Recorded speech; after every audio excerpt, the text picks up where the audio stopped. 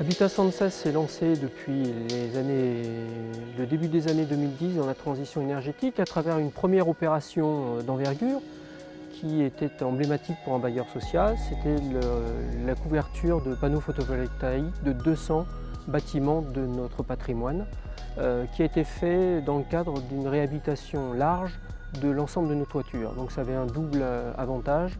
C'était à la fois d'isoler énergétiquement et de produire de l'énergie pour rendre cette énergie gratuite aux locataires dans le cadre de l'entretien des bâtiments. L'autre opération très importante qu'a menée Habitat 116 au titre de la transition énergétique, c'est le lancement de nos contrats de performance énergétique sur 16 000 logements de notre parc, logements collectifs chauffés collectivement, qui avait d'abord pour but de limiter la consommation énergétique de nos bâtiments, mais aussi de gagner en pouvoir d'achat pour nos locataires. Ça a été couplé avec une opération très importante dans le neuf, la résidence Alizari, qui est une première opération lancée par Habitat 116 de 31 logements sur Malonnais, qui est une opération, la première passive, lancée à l'échelle de notre parc. Tout l'ensemble de ces orientations font qu'à l'initiative d'un groupe de salariés en 2017, certains m'ont proposé de se lancer dans la certification ISO 50001, qui était leur reconnaissance pour l'ensemble des équipes d'Habitat 116 de l'investissement lancé dans l'innovation énergétique. En tant qu'employeur, Habitat 116 aussi a un certain nombre d'engagements qui ont été pris et qui ont été contractualisés dans le cadre de la signature de la charte COP 21, à laquelle nous avons été invités par la métropole en fin d'année 2018.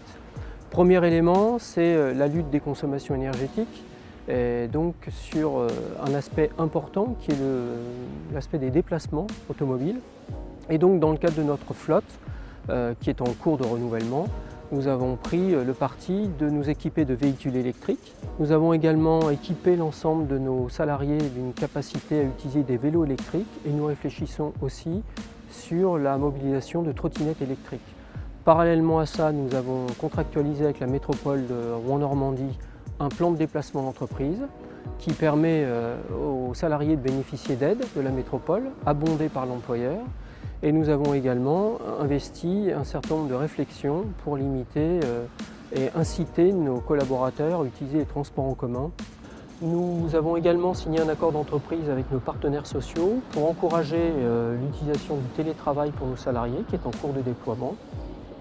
Et la cerise sur le gâteau de ce gros projet sera la livraison en 2020 de notre nouveau siège qui prendra place sur l'avenue Jean Rondeau à la place d'un ancien site occupé par des logements sociaux.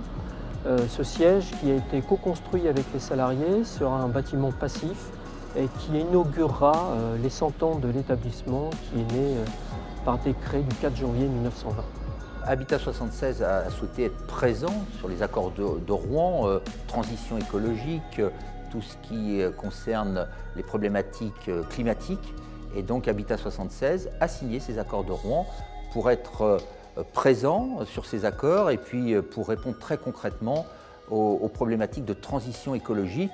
Et nous le traduirons dans les faits, dans les constructions, dans le nouveau siège que nous allons être amenés à construire dès cette année avec une démarche positive en matière de respect de l'environnement.